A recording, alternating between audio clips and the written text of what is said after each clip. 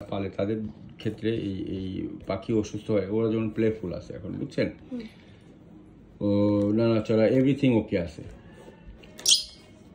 অসুস্থ হয় কিসের কারণে? ম্যানেজমেন্টাল ইস্যু, জৈব নিরাপত্তা। জৈব নিরাপত্তার মধ্যে কি আপনার পর্যাপ্ত বাতাস, আলো বাতাস আপনার ঘরে ঢুকতেছে না। আর ছেড়ে পারলে একটা সুযোগ হলো বিশাল জায়গা পাচ্ছে, ঠিক আছে? ওদের মানে সাইকোলজিক্যাল ফ্রিডমটা থাকলে পাখি সুস্থ থাকে বেশি। আপনি যে মেজারটা নিচ্ছেন যদি এটা মেনটেন করতে পারেন ওয়েল এন্ড গুড। তবে খেয়াল রাখবেন যে রুম ছেড়ে পালার সময় সিলিং ফ্যান কখনোই ছাড়বেন না, ভুলেও না। যদি ওরা টেম হয়েও যায় তারপরেও ছাড়বেন না। ছাড়তে হলে বড় একটা খাঁচার মধ্যে ভইরা তারপর ছাড়বেন, ঠিক আছে? আর যেটা বললাম যে ফ্যান ছাড়া অনেক সময় দেখা যায় আমাদের হট হিউমিড আবহাওয়ায় অনেক সময় মেঘলা দিনগুলোতে নিম্নচাপের সৃষ্টি হয়, বাতাসে হিউমিডিটির পরিমাণ বেড়ে যায়, তখন একটা ভ্যাবসা গরম পড়ে। ওই সময়টা যদি ফ্যান ছাড়া না থাকে তখন ওরা হিট স্ট্রোক হয়ে মারা যায়। এই জন্য অনেকে মনে করে কি বৃষ্টি, ধরেন 7-8 দিন বৃষ্টি হচ্ছে, ফ্যান ছাড়েই না, এটা ভুল। আমিও তো এই কাজই করেছি, দেখে আমার ঠান্ডা লাগতেছে, আমি ভাবি ওদেরও ঠান্ডা লাগতেছে। ওই জন্য সাইডে একটা ফ্যান লাগাবেন, ও যে রুমে থাকবে মানে ফ্যানটা ঘুরে দিবেন, তখন দেখবেন যে হিট স্ট্রেস হইলেও ওরা ওই ফ্যানের কাছে গিয়ে বসবে।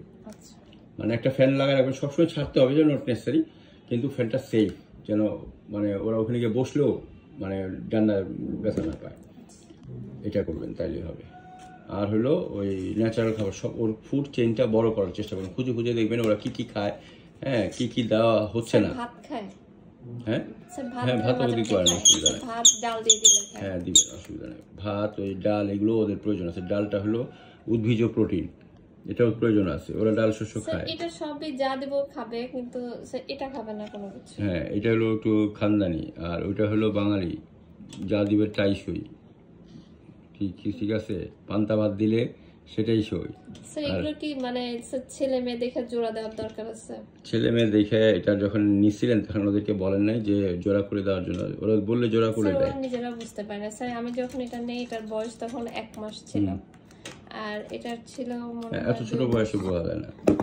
যারা ব্রিডিং করায়, মনে করেন যে এইগুলো ব্রিডিং প্রজনন করে এগুলো বাচ্চা বিক্রি করে, ওরা জানে। এগুলোর দরকার নেই, মানে ওদের জন্য দরকার আছে কিনা। হ্যাঁ, ওদের পেয়ার হইতে পারলে ভালো। আমার যেমন বেশ কয়েকটা পাখি পেয়ার হয়েছে, একটা পাখি 5টা ডিম দিছে, তা দিতেছে, আর একটা 2টা ডিম দিছে, ওইটাও তা দিতেছে।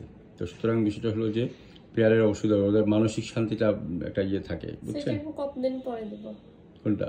স্যার যে পেয়ার, স্যার যে দিব পেয়ার, মনে করেন যে দেখেন যদি একসাথে পেয়ার হয়, এরা পেয়ার কিনা সেটা যদি হয়, তাহলে ওদের মানে অ্যাডাল্ট এইজ আসার সাথে সাথে ওরা ওই ডিম পাড়া শুরু করে। ডিম পারছে একটাও না?